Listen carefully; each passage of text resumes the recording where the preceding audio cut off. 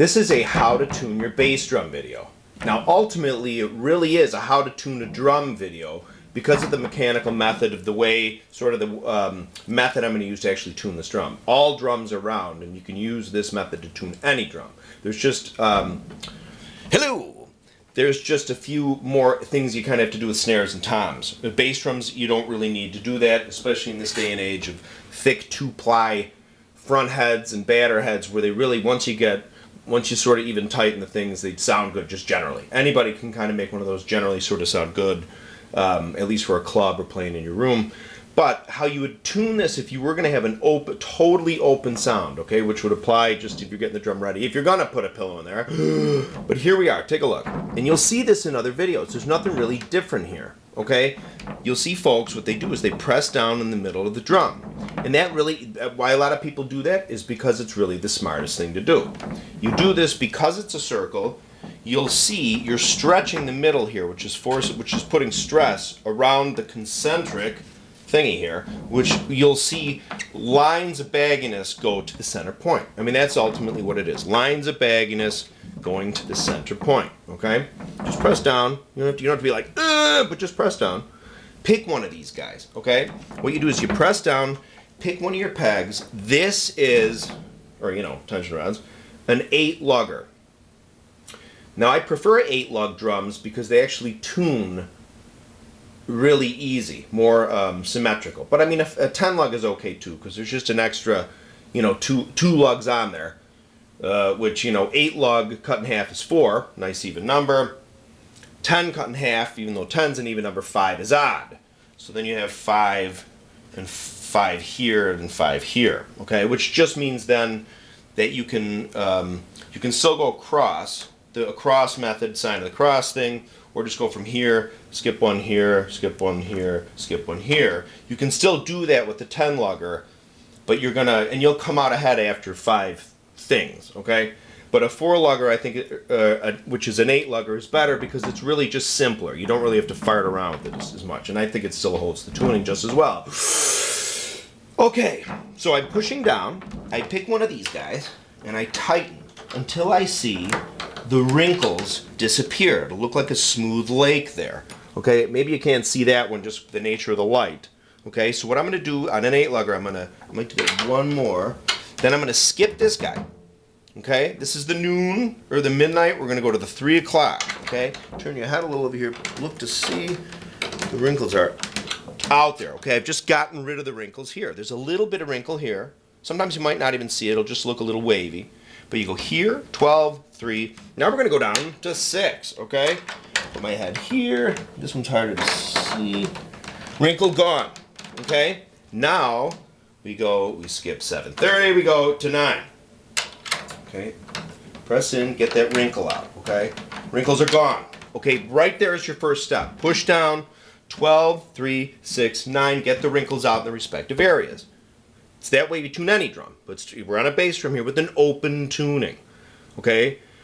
So, which is actually very similar to a bottom tuning. Now, I'll do a separate total bottom tuning video, but this is a basic bass drum video, which is also a basic just drum tuning video, which I think you'll find this one and the ones that use this method the most helpful. But let's see if my explaining is a little easier for people. Because I always think of it kind of in a simple way because I'm kind of simple when it comes to stuff. So just 12, 3, 6, 9. Wrinkles are out. Then what you do is pick one or the other, either side of your 12. Push it until those wrinkles, tighten it till those wrinkles come out. Then go to its 3 o'clock. Remember, its 3 o'clock relative. Get the wrinkle out, wrinkles gone. Go to its 6 o'clock.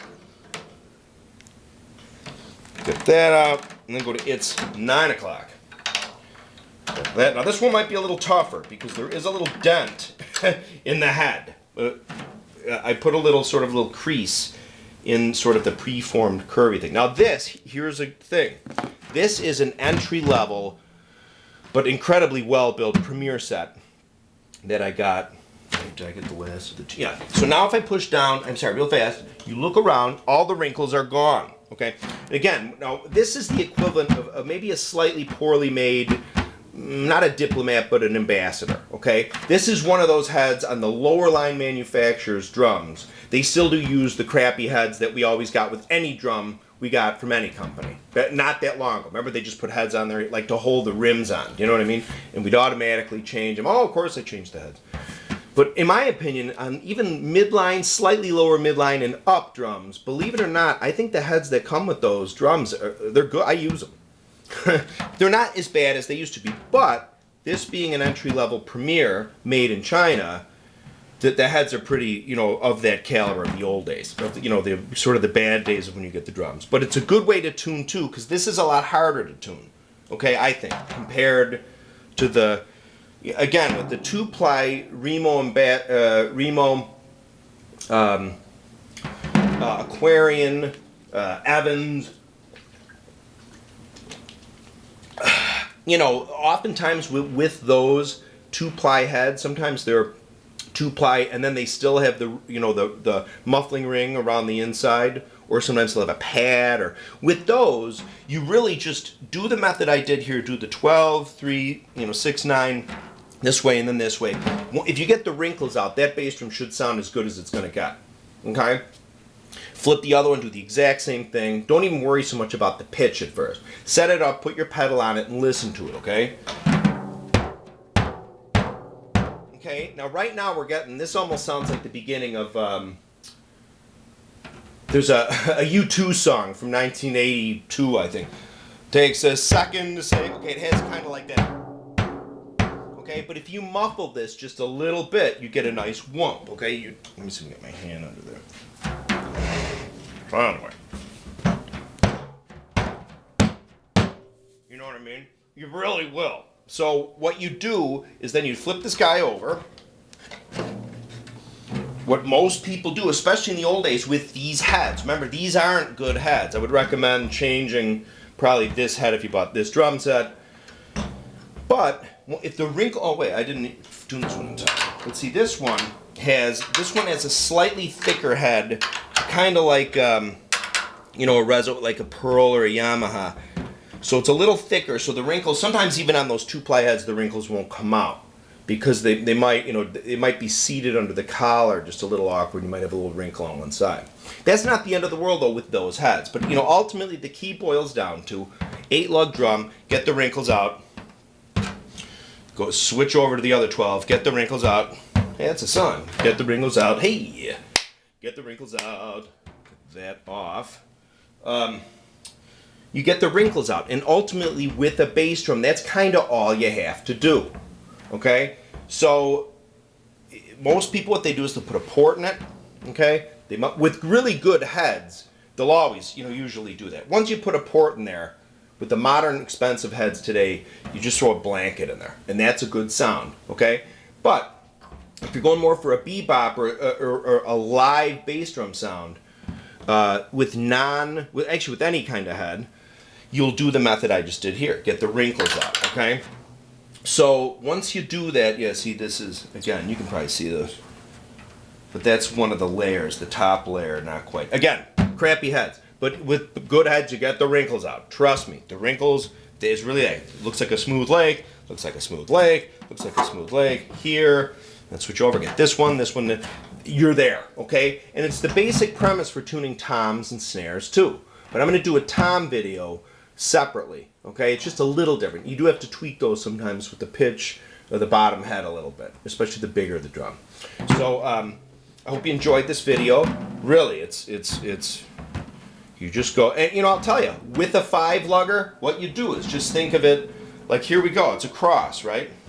Switch your axis, it's a cross. With a 10-lugger, I mean, your top to bottom will come, like our top to bottom here, you know, comes with, in a tuning fashion, if you're going,